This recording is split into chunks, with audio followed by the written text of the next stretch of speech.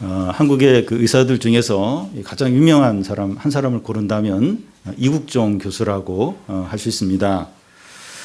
그가 그렇게 유명하게 된 이유는 그 몇 년 전에 그 소말리아 해적에게 총상을 입은 석혜균 그 선장을 살렸고, 이번에는 다 죽어가는 북한 군인을 살렸기 때문입니다. 그 일이 매스컴에 대대적으로 알려지면서 유명하게 이제 된 것인데요. 그가 유명해진 더 진정한 이유는 사람의 생명을 살리기 위해서 치열한 그런 싸움을 했기 때문입니다. 그가 무슨 말을 했는가 하면 의사에게는 무승부라는 게 없고 사람을 살리든지 죽음뿐이라고 했습니다. 이국종 교수는 그 외상외과의 의사인데 그 의사들 중에서 제일 싫어하는 분야가 외상외과 분야라고 합니다. 응급 환자가 많으니까 쉴 틈도 없고 또 제일 힘든 이제 분야이기 때문입니다. 우리나라 고등학생들이 제일 가고 싶어하는 학과 중에 하나가 의대인데 이런 생명을 살리고자 하는 치열한 그런 마음을 가지고 있는가 의심스럽습니다. 높은 봉급과 사회적인 좋은 대우와 안정적인 그런 직업이기 때문에 의사를 그렇게 하려고 하는 거 아닌가 하는 생각이 듭니다. 근데 의사라는 직업은 환상이 아니라 생명을 살리는 치열한 그런 현실 가운데 매일 맞닥뜨려야 되는 직업이 바로 이제 의사인 거죠. 오늘 살펴볼 말씀이 그 신앙생활은 환상이 아니라 치열한 현실이다 하는 것을 보여줍니다. 하나님을 믿으면 그 어려움들이 금방금방 해결이 되고 좋은 일이 생기는 것이 아닙니다. 오히려 믿음 때문에 따돌림을 당하고 비난을 당하고 큰 손해를 볼 수 있습니다. 이런 어려움은 그 일부 사람들만 겪는 것이 아니라 그 정도의 차이는 있지만 모든 믿는 사람들이 겪습니다. 이런 면에서 이 신앙생활은 환상이 아니라 치열한 현실이라는 것, 매일매일 치열하게 싸워야 되는 현실이 신앙의 삶이라는 겁니다. 우리는 이 바울과 바나바의 1차 전도 여행을 지금 살펴보고 있습니다. 지난주에 바울과 바나바가 비시디아 안디옥에서 말씀을 회당에서 전했을 때 많은 유대인들과 이방인들이 하나님의 말씀을 믿는 것을 보았습니다. 오늘 말씀에서는 그 비시디아 안디옥에서 동남쪽으로 148km 떨어진 이고니온과 조금 더 이렇게 떨어진 루스드라와 더베에서 이 바울과 바나바가 어떻게 복음을 전했는가 하는 것을 살펴보게 됩니다. 이 도시들은 오늘날 이제 터키의 이 중부 지역에 해당하는 곳들입니다. 지금 터키는 그 이슬람 국가이지만 2000년 전만 해도 아주 기독교가 왕성했고 요한계시록에 나오는 7교회가 바로 그 터키 지역에 있었고 많은 기독교 지도자들이 그곳에서 나왔습니다. 먼저 그 이고니온에서의 전도입니다. 이고니온은 지금 터키의 코냐라는 이제 도시입니다. 이 도시는 물이 풍부하고 땅이 비옥하고 아주 부유한 그런 도시입니다. 이곳에서도 유대인들이 많이 살았고 회당들이 여러 곳에 있었습니다. 바울과 바나바는 이곳에 도착하자 회당에 들어가서 하나님 말씀을 전합니다. 그러자 많은 유대인들과 헬라인들이 예수를 믿고 하나님께 돌아오는 겁니다. 다 준비가 된 것처럼 이 말씀을 던지니까 그냥 반응을 하면서 다 예수를 믿고 회개하고 하나님 나라로 들어오는 겁니다. 굉장히 놀라운 일이 그곳에서 일어났습니다.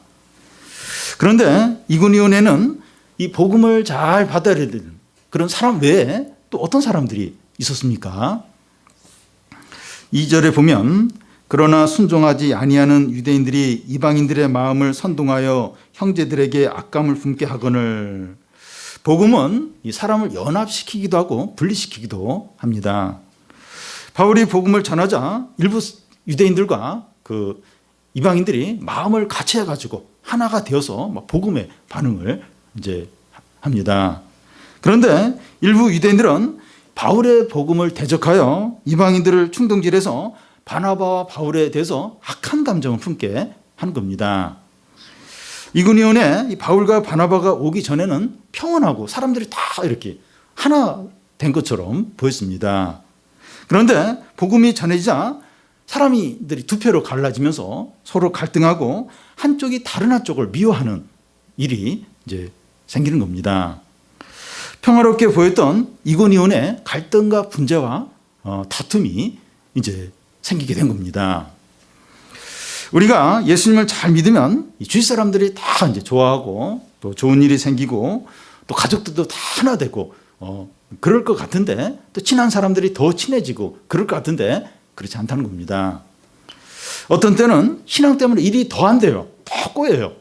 하나님만 딱 빼버리면 신앙만 타협하면 일이 잘 될 것 같은데 하나가 될 것 같은데 신앙 때문에 이 하나님 때문에 계속 뭔가 오해가 생기고 뭐 이렇게 관계가 틀어지고 일이 막 이렇게 진행이 안 되고 이제 그럴 때도 있습니다. 그런데 이고니온의 이런 상황에서 이 바울과 바나바가 어떻게 합니까? 그러니까 복음을 전하니까 한쪽에서는 막 이렇게 하나가 되면서 막 반응을 해요. 근데 한쪽에서는 막 이렇게 이렇게 분노를 내고 또 막 비난을 하고 그래서 막 이고니온에 막 갈등이 생겼어요. 이 바울과 바나바 때문에. 이제 그런 상황에서 이제 바울과 바나바는 어떻게 합니까? 바로 짐을 싸서 다른 곳으로 피하지 않았습니다. 어떻게 합니까? 3절을 보면 두 사도가 오래 있어 주를 힘입어 담대히 말하니 주께서 그들의 손으로 표적과 기사를 행하게 하여 주사 자기 은혜의 말씀을 증언하시니. 두 사도가 오래 있어 하는데 두 사도가 이곳에 더 오래 머문 이유가 뭔가 하면 사람들이 막 비난하고 갈등이 생기고 어려움이 있었기 때문이라는 겁니다. 분위기도 점점 더 안 좋아져요. 물리적인 폭력을 막 쓰려고 하고 온갖 비난의 말이 쏟아지는데 더 오래 있는 거 더. 그럼 빨리 짐 싸가지고 우리 때문에 지금 여기 분쟁이 일어났구나. 이렇게. 그럼 우리 빨리 떠나야겠다. 그래서 빨리 떠나는 게 아니라 그러니까 더 오래 있는 거예요. 더 거기서 오래 머무는 겁니다. 그러면서 그들이 그곳에서 하는 일이 뭡니까? 주를 힘입어 담대히 말하는 겁니다. 복음을 전하는 것 때문에 어려움이 생겼고 위기가 닥쳤는데 주님을 힘입어 담대하게 복음을 더 전하는 거 더. 이 복음 때문에 이제 막 관계가 안 좋아져요. 막 상황도 막 더 이렇게 악화가 되고 분위기도 안 좋고 이 복음 때문에 그런 걸 보면서 복음을 더 담대히 주를 힘입어 담대히 전했다는 겁니다. 반응이 좋지 않고 상황이 어려우면 이 중단을 하는 것이 아니라 더 열심히 이제 하는 겁니다. 싫어하는 것 같으면 찾아가지 말고 전화도 하지 않아야 되는데 더 찾아가는 거예요. 더 찾아가고 전화도 더 자주 하는 겁니다. 그러니까 뭔가 괴롭히려고 스토킹하려고 이제 그런 게 아니라 이게 복음을 전하기 위해서 그러기 위해서 상황이 어려워지고 싫어하고 막 전화 안 받으려고 그렇게 해도 그 사람의 영혼을 위해서 복음을 전하기 위해서는 더 적극적으로 싫어하는 거 알면서 전화 안 받으려고 하는 거 알면서 더 전화도 하고 문자도 더 보내려고 그렇게 하는 게 옳다는 겁니다. 그러자 어떤 일이 일어납니까? 주께서 그들의 손으로 표적과 기사를 행하게 하여 주사 자기 은혜의 말씀을 증언하시는 겁니다.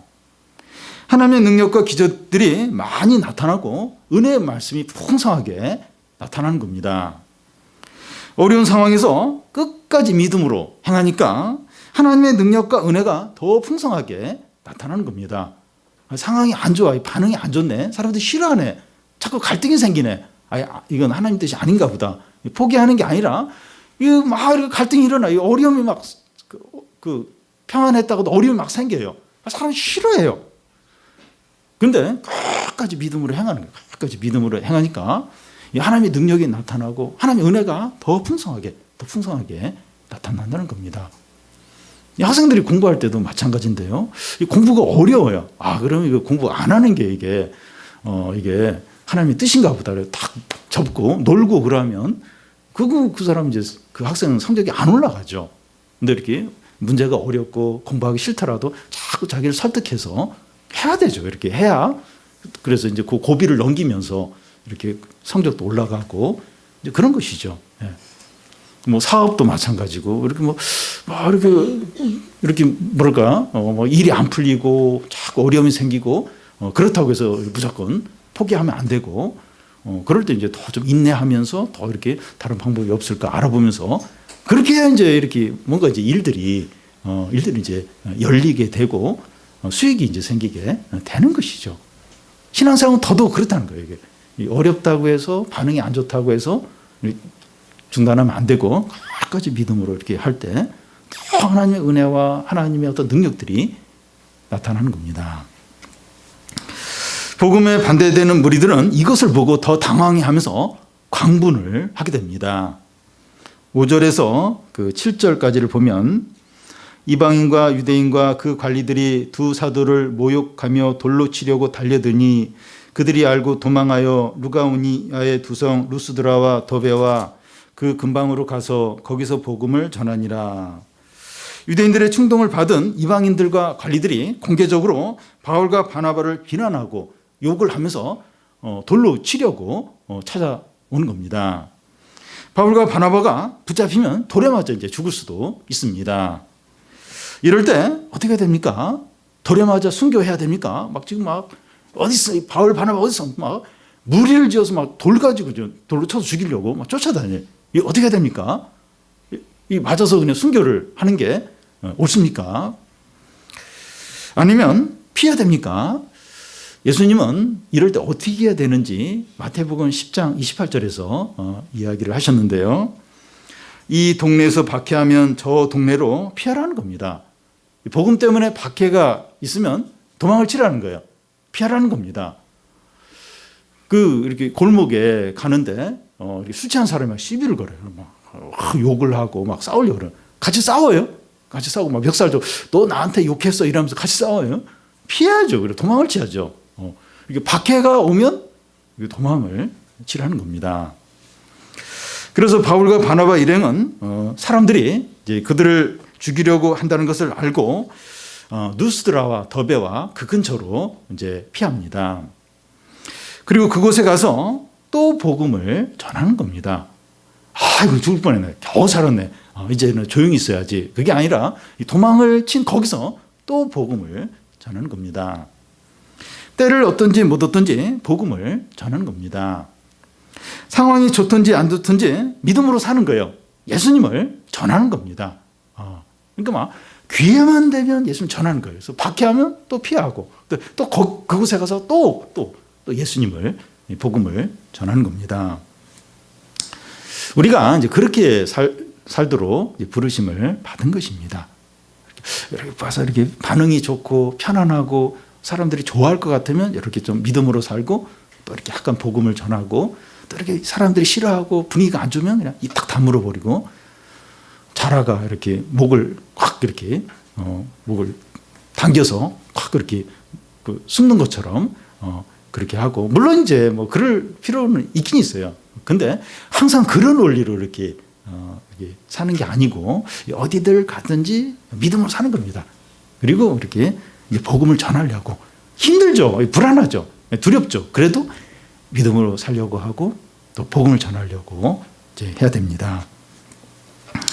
여기서 바울과 바나바가 이고니온에서 보여준 모습은 신앙생활이 어떠한 건가 하는 것을 보여줍니다. 우리는 많은 경우에 신앙생활을 이상적으로 생각할 때가 있습니다. 행복하고 모든 일이 잘 되고 주위 사람들로부터 칭찬받는 그런 환상적인 생활로 생각합니다. 그 정도는 아니더라도 최소한 이 고통과 어려움 없어야 된다고 그렇게 은연중에 생각을 해요. 내가 이제 하나님 말씀 믿고 기도하고 말씀대로 살고 그러면 이렇게 일들이 그래도 좀 이렇게 잘 돼야 되는 건 아닌가? 하나님 함께 하시니까 하나님 복을 주시니까 그러면서 최소한 어떤 고통이나 어려움은 없어야 되지 않나? 이런 어떤 전제를 우리는 가지고 있습니다. 우리의 현실을 있는 그대로 인정하지 않는 겁니다. 아닌데 뭐가 좀 잘못된 거 아니야? 왜 이러지? 그러면서 현실을 받아들이지 않고 좋은 일만 받아들이려고 한다는 겁니다. 그러니까 이렇게 좋은 일은 하나님의 뜻인데 나쁜 일은 하나님의 뜻이 아닌 것 같은 거예요. 그래서 현실을 인정하지 않으려고 하는 그런 게 있어요. 그러니까 좋은 일만 이렇게 받아들이고 싶은 그런 어떤 성향이 있다는 겁니다. 그런데 이고니온에서 이 바울과 바나바가 보여준 모습은 신앙생활의 환상을 다 깨트리도록 합니다. 가는 곳마다 돌맞게 생겼고 비난받고 도망을 쳐야 되고, 이거 뭐 무슨 나쁜 짓 하는 것도 아니고 복음 선한 일을 하는데 계속 이제 이런 생활을 이제 하는 거예요. 이게 이 신앙생활에 대한 환상을 다 깨트립니다. 신앙생활을 하는데 이제 이런 거예요. 반대와 위기와 어떤 손해들이 계속 있는 겁니다. 어떻게 됩니까? 그 가운데서 주저앉거나 포기하지 않고 주님을 의지해서 일어나는 겁니다. 사방이 다 막혀 있는데 하늘은 이제 열려 있습니다. 주님을 힘입어 담대히 믿음으로 나아갈 때 어떤 일이 일어납니까?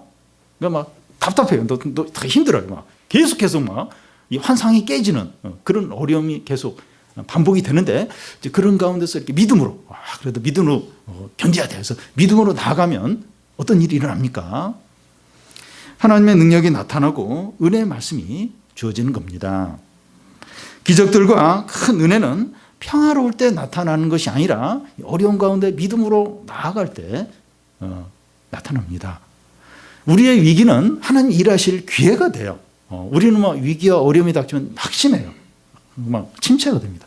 그런데 우리의 그런 위기와 어려움이 하나님이 일하실 기회가 된다는 거예요.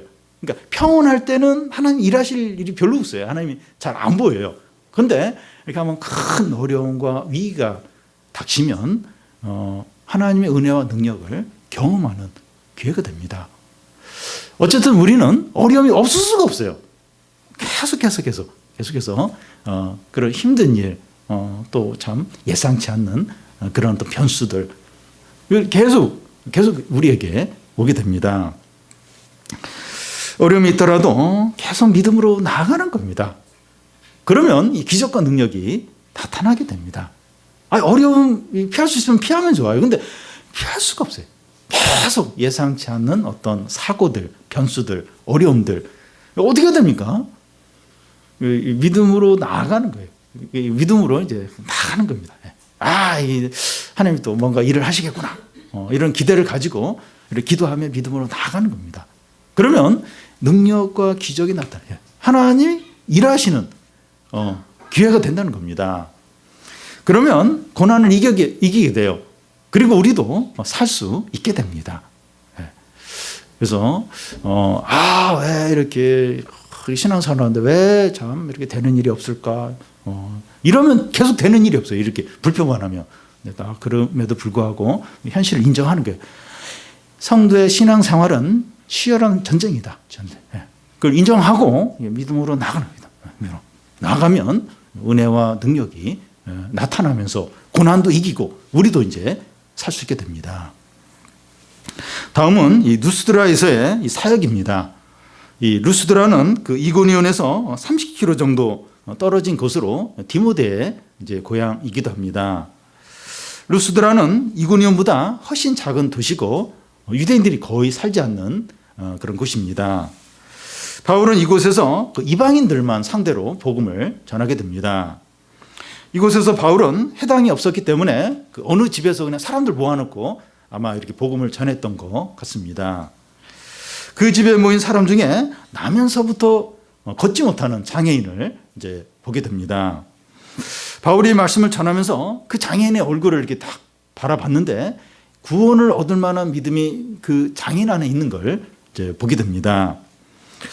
그때 성령께서 바울의 마음에 이 사람을 일으켜 세우라. 그런 말씀을 하신 것 같아요. 그래서 바울은 10절에 큰 소리로 이르되 내 발로 일어서라 하니 그 사람이 일어나 걷는지라. 바울이 내 발로 바로 일어서라 하니까 이 장애인이 일어서서 걷는 겁니다. 그러자 루스드라 사람들이 바울이 한 일을 보며 막 흥분을 해서 이 누가오 이 방언으로 소리를 지르면서 말하기를 신들이 사람의 형상으로 우리 가운데 내려왔다 이렇게 말하는 겁니다. 그러면서 바나바는 체격이 크고 키가 또 등치가 좋고 얼굴이 이제 또 잘생기고 했으니까 그 헬라의 신 중에 제우스 제우스라고 그렇게 부르고, 바울은 키도 작고 체격도 작으면서 이 말을 잘하니까 제우스의 그 대변인인 그 헤르메스라고 부르는 겁니다. 그러면서 제우스 신당의 제사장들이 소를 잡고 환을 가지고 와서 이 바울과 이 바나바에게 제사를 지금 드리려고, 제사를 지내려고 합니다. 루스드라 사람들이 이렇게 한 이유가 뭡니까? 그 지역에 전해 내려오는 한 전설 때문입니다. 오래전에 이 제우스와 이 헤르메스가 사람의 형상을 이렇게 가지고 사람으로 이제 이곳에 이제 방문을 한 적이 있는데, 그곳 사람들이 다 이렇게 박대를 하는 거예요. 집에 받아들이지 않는 겁니다. 근데 이 제우스와 이 헤르메스가 어느 집에 이제 하루 자야 되는데, 한 어떤 가난한 부부가 이들을 이제 영접을 해서 이렇게 재워주게 됩니다. 그러자 이 제우스와 헤르메스가 그 집, 자기를 재워준 그 집을 이제 신전이 되게 하고, 또 자기를 거부한 그 도시 사람들에게 이제 이렇게 큰 홍수를 일으켜서 그 집들과 사람들이 다 잠기게 하는 일이 있었다고 합니다. 그래서 바울과 바나바가 안진뱅이를 일으키는 그걸 보고선 그곳 사람들이 제우스와 헤르메스가 우리가 사는 이곳에 방문했다, 그렇게 막 생각을 하면서 막 이렇게 이런 소동을 이제 벌린 겁니다. 바울과 바나바는 사람들이 자기들에게 신이라고 하면서 이 제사를 하려고 하는 걸 보고 어떻게 합니까? 옷을 찢어요. 그 사람들에게 뛰어들어서 우리도 당신과 같은 이 육체를 가지고 있고 정욕을 가지고 있는 똑같은 사람이다 하면서 이 제사 지내는 일을 하지 못하도록 이렇게 막습니다. 그러면서 이방인들을 향한 짧은 설교를 여기서 하게 됩니다. 15절 중간부터 그 17절까지인데요. 15절 중간을 보면, 여러분에게 복음을 전하는 것은 이런 헛된 일을 버리고 천지와 바다와 그 가운데 만물을 지으시고 살아계신 하나님께로 돌아오게 함이라. 하나님이 지나간 세대에는 모든 민족으로 자기의 길들을 가게 방임하셨으나 그러나 자기를 증언하지 아니하신 것이 아니니 곧 여러분에게 하늘로부터 비를 내리시며 결식기를 주시는 선한 일을 하사 음식과 기쁨으로 여러분의 마음에 만족하게 하셨느니라 하고. 바울은 이 비시디 안디옥의 회당에서 설교하는 것과 지금 이곳에서 설교하는 게 전혀 다릅니다. 여기서는 뭐 율법이나 또 무슨 구약 성경을 일체 이야기하지 않고 이방인들이 잘 알아들을 수 있는 그것만을 이제 말하고 있습니다. 바울은 짧은 설교지만 자기가 복음을 전하는 목적이 뭔가 하는 것을 분명히 밝힙니다. 이 헛된 것을 버리기 위해서, 이 헛된 것을 버리라는 겁니다. 제우스와 헤르메스 같은 그 헬라 신들, 그 인간을 형상화한 그런 신들을 섬기는 것을 이제 그만 중단을 하라는 겁니다. 오늘날 사람들은 뭐 돌이나 나무나 자연물에 대해서 막 절을 하고 제사하고 이런 사람들은 많지 않아요. 옛날에는 뭐 그런 사람들 좀 있긴 있었지만 요즘은 그런 사람들이 많지 않습니다. 그런데 욕심을 내고 이 마음을 빼앗기고 있는 것들이 그게 이제 바로 우상 숭배입니다. 그러니까 바울은 이 탐심이 곧 우상 숭배라 그렇게 했습니다. 우리에게 가장 우선적이고 의지하고 사랑하는 것이 우상들입니다. 그가 뭐가 됐든지 뭐든지 우리가 가장 이렇게 우선하고 사랑하고 의지하는 그게 뭐가 됐든지 우리에게 우상들입니다. 자아실현이나 성공이나 뭐 취업이나 대학이나 경제적인 안정이나 세상의 쾌락이나 자녀가 잘 되는 것이나 부동산이 우상이 될 수 있습니다. 그런데 이 복음이 선포되면 이런 것들이 다 헛된 것이다 하는 것이 드러납니다. 하나님 말씀 들으면 내가 지금 우상 숭배를 했구나, 내 우상 숭배에 빠졌구나. 그게 이제 드러나는 겁니다. 복음은 사람이 누구를 경배해야 되는가, 누구만을 사랑해야 되는가 하는 것을 보여줍니다. 천지와 바다와 그 가운데 만물을 지으시고 살아계신 하나님만을 예배해야 한다는 겁니다. 이 복음을 들으면 우리가 누구를 섬겨야 되는가, 누구를 의지해야 되는가, 누구에게 순종을 해야 되는가 하는 걸 분명하게 보여줍니다. 그리고 다른 것들은 다 우상이다, 다 욕심이다 하는 것을 밝혀줍니다. 성경을 모르는 사람들이 하나님이 살아계시다는 것을 어떻게 알 수 있습니까? 하늘에서 비가 내리고 곡식들이 결실을 하는 걸 통해서 알 수가 있습니다.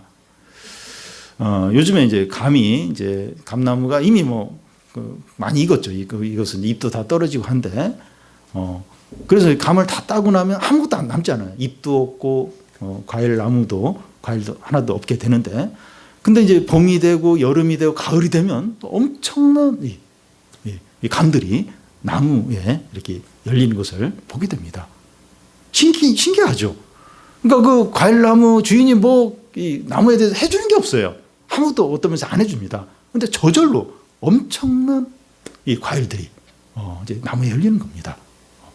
이런 걸 통해서 가만히 생각을 해보면 어떻게 해서 이런 일이 일어날까, 이런 일이. 하나님의 존재를 희미하게나마 알 수 있다는 겁니다.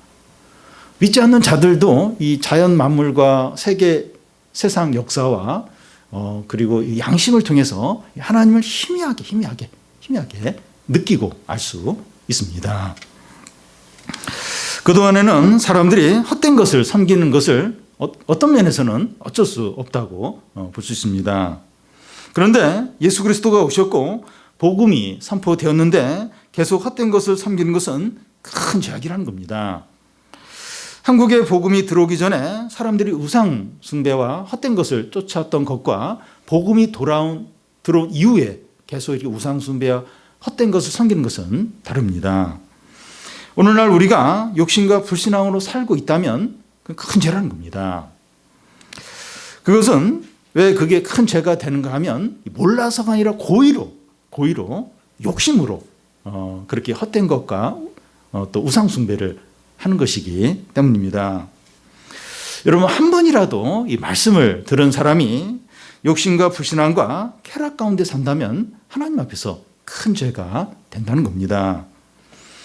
지금은 진리의 대낮이고 의의 태양이 비치고 있는데 우리가 욕심으로 산다면 일부러 눈을 감고 지내는 것과 같다는 겁니다.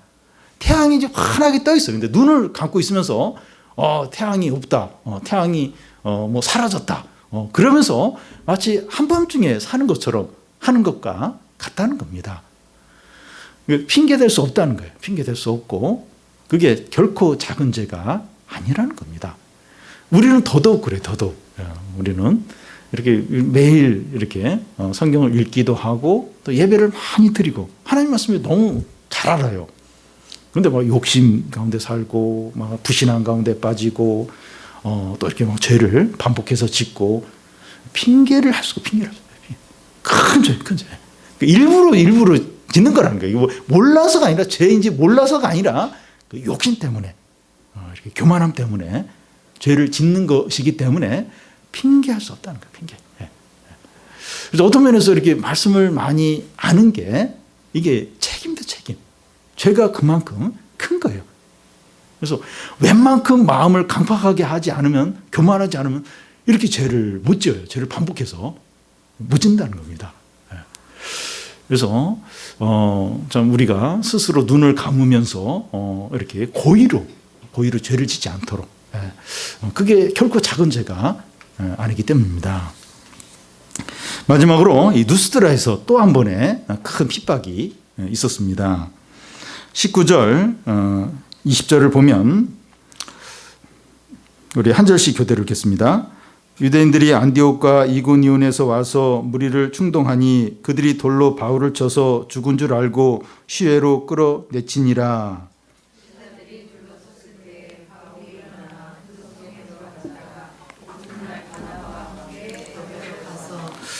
유대인들이 얼마나 지독한지 몰라요. 셰익스피어의 작품 그 베니스 상인에 보면 유대인 그 샤일롯이 빚을 갚지 못한 사람의 살점을 이렇게 떼어내려고 물론 실패를 하지만 이제 그러는 시도를 이렇게 하려고 한 것을 이제 보게 됩니다. 유대인이 안디옥과 이고니온에서 이 누스드라까지 원정을 와서 바울과 바나바를 이제 핍박을 하고 있습니다. 안디옥에서 루스드라까지는 70km 정도 떨어진 곳입니다. 근데 그 먼 거리를 쫓아와가지고 이 바울과 바나바를 핍박을 하는 거예요. 막 사람들 충동질해서 막 이 바울을 죽이려고 하는 겁니다. 바울이 여기서 이제 사람들의 돌에 맞아서 이제 거의 죽게 되는데, 바울이 죽었는지 아니면 그냥 이렇게 약간 실신했는지 확실하지는 않습니다. 그렇지만 사람들이 무지막지하게 돌을 던져서 바울은 쓰러졌어요. 그리고 실신을 했고 거의 죽은 상태에 이르렀습니다. 그래서 사람들이 바울이 죽은 것을 확인을 하고 그의 시체를 이렇게 성 밖으로 이제 내다버립니다. 그때 바울에게 복음을 들은 제자들이 쓰러져 있는 이제 바울을 이제 이렇게 둘러싸고 이제 마지막 기도를 해요. 무슨 기도를 했는지 기도를 했는데, 놀랍게 바울이 깨어나면서 스스로 일어납니다. 쓰러졌고 죽은 자 같았지만 다시 살아나고 다시 일어나는 겁니다. 하나님이 다시 일어날 수 있는 힘을 주시고 다시 생명을 주신 겁니다. 여러분, 성도는 하나님 앞에서 이런 자입니다. 완전히 쓰러졌고 죽은 자 같이 되었지만 하나님이 다시 새 힘을 주시고 능력을 주시는 거예요. 다시 이렇게 살게 하시는 겁니다. 그리스도인은 어떻게 해요? 아무리 크게 실패하고 무너졌더라도 하나님이 다시 일으키세요. 다시 새 힘을 주십니다. 그래서 우리는 아무리 어렵고 참 절망적인 상황에서도 낙심하거나 불신앙에 빠져서는 안 됩니다. 하나님은 죽은 자도 살리시기 때문에 얼마든지 우리를 회복시키시고 일으키실 수 있기 때문입니다. 그러니까 우리가 이렇게 잘하는 게 아니라 하나님이 그런 힘을 주세요. 그리고 다시 일으키세요. 그래서 아무리 성도는 절망적이고 상황이 어렵다 할지라도 낙심에 빠지고 불신앙에 빠지고 그렇게 하지 않아야 돼요. 끝까지 이렇게 소망을 가져야 됩니다. 그리고 바울은 그 20절을 다시 보면 다시 그 성에 들어갔다고 되어 있습니다. 그 성에서 돌에 맞아서 거의 죽을 뻔 하다가 살아났는데 다시 그 성으로 들어가는 겁니다. 하나님께서 그런 용기를 주시는 거예요. 여러분, 한번 크게 망했다가 재기한 사람은 다시 망하는 것을 두려워하지 않습니다. 물론 이제 더 두려운 사람들이 있어요. 근데 한번 이렇게 망해본 사람은 또 이렇게 망할 거 그런 걸 두려워하지 이제 않습니다. 한번 죽었다가 살아난 사람은 죽음을 두려워하지 않습니다. 물론 이제 더 두려운 사람이 있긴 있어요. 근데 한번 죽을 뻔하다가 살아난 사람은 또 한 번 죽지 이런 어떤 배짱이 생기기 때문에 그렇게 죽음을 두려워하지 않게 됩니다. 우리는 예수님과 함께 죽었다가 살아난 자들입니다. 우리는 죽어도 하나님의 생명으로 영원히 살게 돼요. 우리는 죽어도 우리 안에 하나님의 생명이 있습니다. 영원히 살게 돼요. 그래서 지금 사는 것도 여생을 사는 거예요. 여생. 이미 하나님의 생명 가지고 죽어도 오늘 밤 죽어도 그냥 하나님의 생명 가지고 영원히 사는. 그래서 지금 사는 게 여생을 사는 거죠. 하나님은 우리에게 아무것도 두려워하지 않는 용기와 담대함을 주셨습니다. 그래서 우리는 아무것도 겁내지 않아야 돼요. 겁내지 않아야 됩니다. 우리는 이미 예수님과 함께 죽었다가 살아난 자예요. 죽음을 이미 맛본 자고 우리 안에 하나님의 생명이 있다는 걸 아는 자예요. 그래서 아무것도 겁내지 않아야 됩니다. 이게 나이가 좀 들고 이렇게 아프고 또 주위에 이제 이렇게 아픈 사람들을 보고 또 누가 이렇게 죽었다 이제 돌아가셨다 이런 얘기를 들면 그런 게 느껴져요. 나도 언제 이렇게 죽지 않을까? 그렇게 겁이 나고 또 내가 죽으면 우리 가족들도 내 책임질 그런 건 어떻게 되나? 물론 이제 걱정을 해야 되죠. 염려가 되긴 되는데 그건 마저도 겁내지 말라는 겁니다. 우리는 이미 여생을 사는 것이고 또 나머지 하나님이 내 생명을 가져가시면 또 나머지 이런 것도 하나님이 또 책임져 주십니다. 내가 다 뭘 해야 되고 그런 게 아닌 거예요. 그래서 우리는 아무것도 겁내지 않아야 됩니다. 이미 죽은 자예요. 죽은 자고 이미 예, 하나님의 생명이 우리에게 있는 자입니다. 그래서 아무도 겁내지 않도록 겁내지 않아야 됩니다. 바울과 바나바는 그 성에 들어갔다가 이튿날 루스드라에서 27km 떨어진 더베라는 곳으로 그 온전치 못한 몸을 이끌고 걸어서 갑니다. 그곳에 가서 뭘 합니까? 그러니까 거기서 그 이고니온 거기서 죽을 뻔했어요. 죽을 뻔 하다가 겨우 이제 살아서 이제 더베라는 곳에 또 걸어서 가요. 20여 킬로 떨어져 있는 그 더베라는 곳에 가서 뭐 합니까? 21절을 보면 복음을 그 성에서 전하여 많은 사람을 제자로 삼고 루스드라와 이고니온과 안디옥으로 돌아가서 더베에 가서 한 일은 상처를 치료하고 요양을 한 것이 아니라 복음을 전하여 많은 사람들을 제자로 삼습니다. 상하지 못한 몸을 이끌고 가는 곳마다 복음을 전하는 겁니다. 죽었다 살아났어요. 죽었다. 온몸이 돌에 맞아서 만신창이가 돼 있어요. 근데 걸어서 이제 20여 킬로를 가서 그곳에 가서 또 복음을 전하는 거예요. 그래서 또 사람들을 이렇게 예수님 믿도록 하나님의 제자가 되도록 예수님의 제자가 되도록 하는 겁니다. 끝까지 믿음으로 사는 것입니다. 우리도 이제 성도로서 삶을 사는데 우리가 좀 어떤 삶을 살아야 되는가, 우리가 삶에 대해서 어떤 태도를 가져야 되는가 이렇게 생각을 하게 합니다. 우리가 너무 이렇게 좀 이렇게 마음이 약하고 이렇게 마른 거, 편안한 거, 어려움이 있으면 안 되고 남에게 싫은 소리 들으면 안 되고 질병이 있으면 안 되고 경제적인 어려움이 있어도 안 되고 직장에 문제가 있으면 안 되고 사업이 항상 잘 돼야 되고 우리 너무 이렇게 어떤 규격화되어 있는 우리 중심의 어떤 그게 마치 이렇게 하나님의 어떤 인도의 삶, 어떤 하나님의 은혜의 삶으로 이렇게 우리 중심으로 생각하고 있지 않는지. 근데 이게 이제 성도의 삶인 겁니다. 치열한 거예요. 그러면 어떤 상태에서라도 끝까지 믿음으로 하는 뜻대로 사는 이런 삶이 이제 성도의 삶이라는 겁니다. 더베가 1차 전도 여행의 이제 마지막 장소이기 때문에 안디옥 교회가 있는 그 안디옥으로 다시 돌아와야 했습니다. 더베에서 이 남쪽으로 조금만 더 내려가면 우리가 지도를 보면 조금 더 이해하기 좋을 텐데요. 그 바울의 고향인 다소가 나와요. 그 다소에서 조금만 더 이렇게 배 타고 내려가면 그 돌아가려고 하는 안디옥, 팔레스타인의 안디옥이 나오게 됩니다. 그러니까 비시디아 안디옥은 그 터키 중심에 있고 그 안디옥 교회가 있는 그 안디옥은 그 팔레스타인 그쪽에 있어요. 그래서 더베에서 조금만 내려가면 바울의 고향인 다소가 나오고 거기서 조금만 더 배 타고 내려가면 바로 팔레스타인 안디옥에 빨리 내려갈 수 있습니다. 그런데 바울과 바나바는 쉽고 빠른 길을 놔두고 21절에 보면 그 루스드라와 이고니온과 비시디아 안디옥으로 다시 되돌아가는 거예요. 다시 왔던 길을 역으로 이제 돌아가게 됩니다. 분명히 루스드라와 이고니온과 비시디아 안디옥에는 이 바울과 바나바에 대해서 악심을 품고 또 이제 가면 또 막 이렇게 해코지를 하고 또 막 돌을 던지고 죽이려고 하는 사람들이 분명히 그곳에 있는 것을 알고 있습니다. 그런데 그럼에도 불구하고 막 신앙을 갖게 된 성도들과 교회를 다시 한번 돌아보고 붙들어 주기 위해서 위험한 길을 다시 가는 겁니다.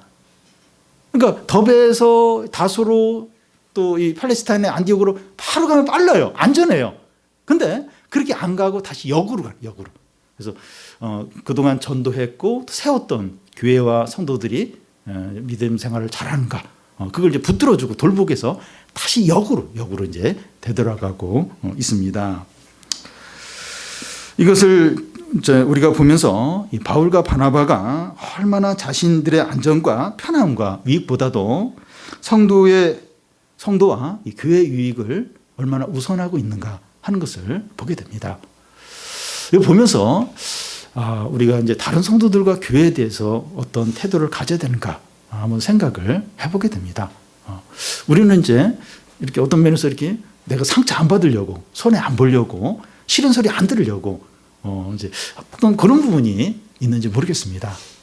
근데 나는 어떻게 된다 할지라도 교회와 다른 성도들이 유익을 얻고 그들의 믿음이 잘 이렇게 세워지고 그들이 참 하는 게 잘 붙어 있도록 하는 것을 우리가 더 좀 우선적으로 여겨야 되지 않나 하는 생각을 좀 하게 됩니다. 바울과 바나바가 이제 다시 되돌아가면서 각 지역의 성도들에게 부탁하는 게 뭡니까? 돌아가면서 이제 역으로 돌아가면서 부탁을 이제 하게 되는데 그게 뭔가 하면 22절에 제자들의 마음을 굳게 하여 이 믿음에 머물러 있으라 권하고 또 우리가 하나님 나라에 들어가려면 많은 환난을 겪어야 할 것이라고 하고 이 믿음에 머물러 있으라고 하는 겁니다. 이 믿음이 어떤 믿음입니까? 이 믿음 때문에 바울이 돌에 맞아 죽을 뻔하다가 살아난 믿음입니다. 이 믿음 때문에 얼마나 바울이 고생한지 몰라요. 죽을 뻔하다가 살아난 믿음이 바로 이 믿음입니다. 그럼에도 이 믿음에 머무르라고 말합니다. 이 믿음에 머무르라고 하는 겁니다. 어떤 일이 있어도 이 믿음에서 떠나지 말라는 거예요. 이 믿음은 생명보다도 더 귀하다는 거예요. 생명을 잃더라도 이 믿음은 절대로 잃으면 안 된다 하면서 이 믿음에 머무르라고 부탁을 하고 있습니다. 세상에서 믿음을 잘 지키면 거부를 당하고 비난을 받고 손해를 볼 수 있습니다. 신앙생활을 남들보다 열심히 한다고 해서 좋은 일이 생기는 게 아닙니다. 그 신앙생활을 적당히 하고 이렇게 막 그렇게 한 사람이 오히려 잘 돼요. 돈도 잘 벌고 일도 잘 풀려요. 근데 남들보다 더 신앙생활을 잘한다고 해서 이렇게 좋은 일이 많이 생기는 게 아닙니다. 신앙생활을 잘해도 이 남들이 겪지 않는 그런 아픔과 어려움과 고통을 얼마든지 당할 수 있다는 겁니다. 그런데 이 믿음은 모든 고통과 아픔과 손해를 다 뛰어넘고 능가하는 큰 능력이고 엄청난 기쁨이고 놀라운 영광이라는 겁니다. 이 믿음 당장 손해를 보고 그렇지만 이 엄청난 기쁨이고 모든 고통을 능가하는 엄청난 영광이라는 겁니다. 이 믿음이 얼마나 복되고 영광스러운지 모른다는 겁니다. 이 믿음 때문에 참 어려움을 겪어요. 그런데 이 믿음이 얼마나 놀랍고 얼마나 놀라운 건지 모른다는 겁니다. 바울은 성도들을 만나면서 너희들이 나같이 신앙생활 하지 말고 적당히 해라. 내가 이 신앙생활 하니까 너무 큰 대가를 지불했다. 그렇게 말하지 않았습니다.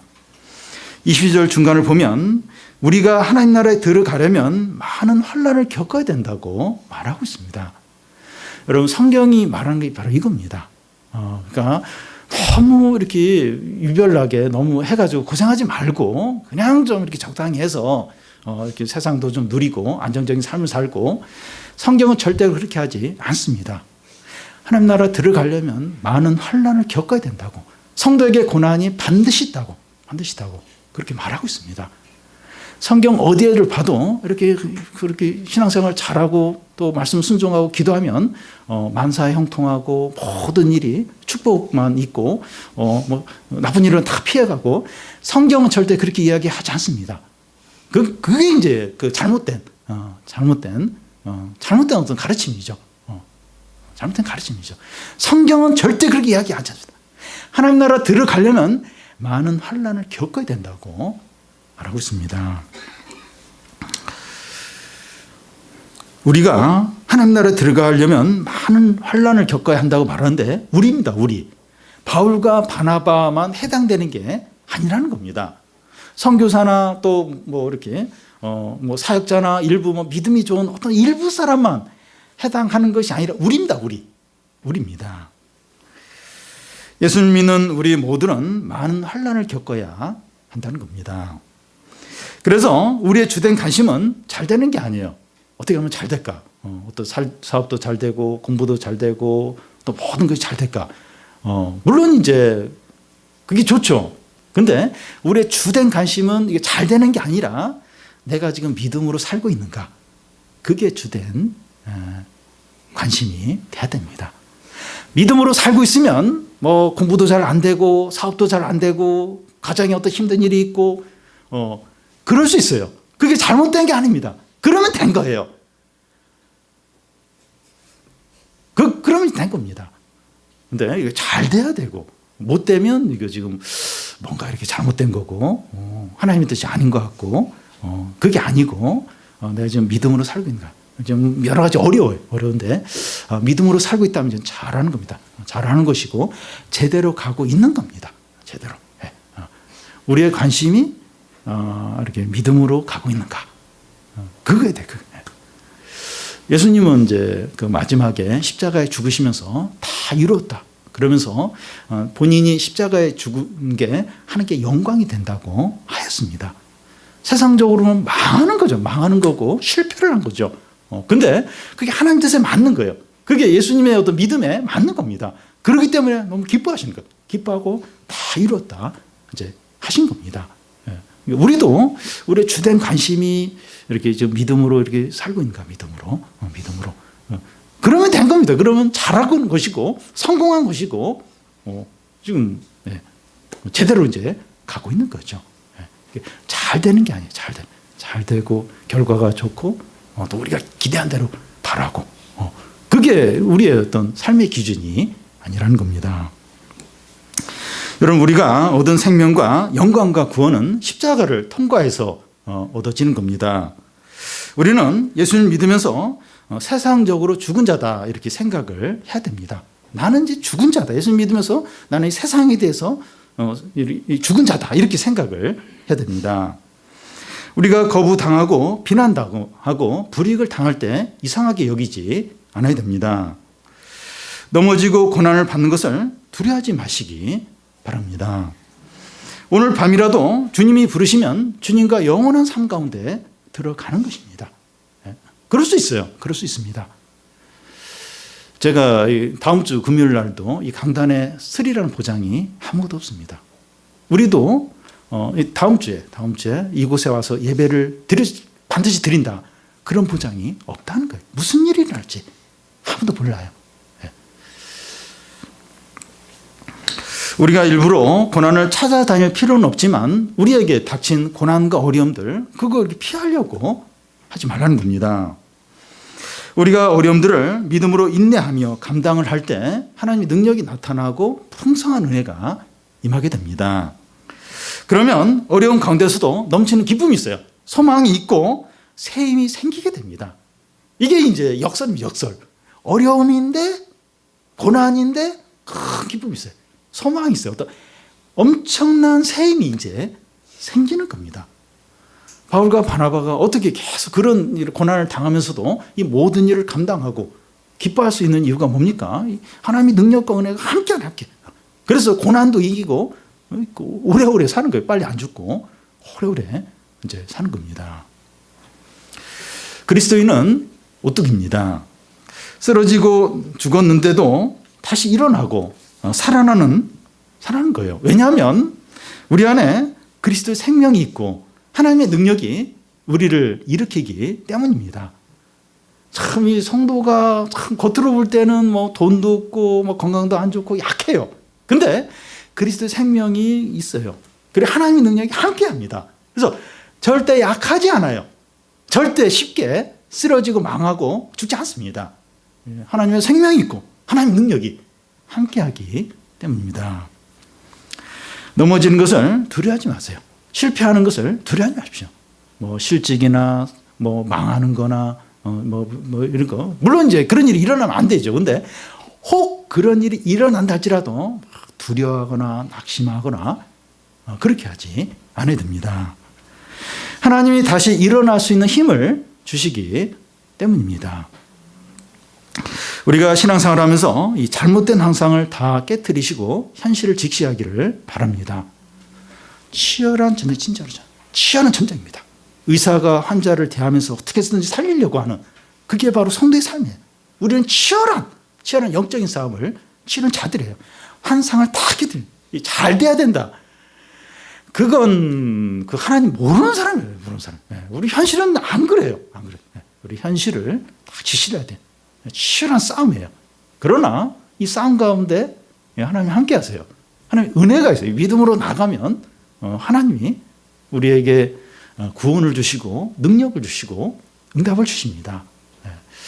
우리가 참 우리 삶 가운데서 좀 이렇게 우리 힘든 여러 다양한 상황들이 있는데 절대로 낙심하지 않고 불평하지 않고 불신앙 가운데 빠지지 않고 내 안에 하나님의 생명이 있고 하나님의 능력이 함께함을 믿음으로 우리 안에 좀 승리와 응답과 부흥과 또 하나님을 풍성하게 경험하는 그런 축복들이 있기를 바랍니다.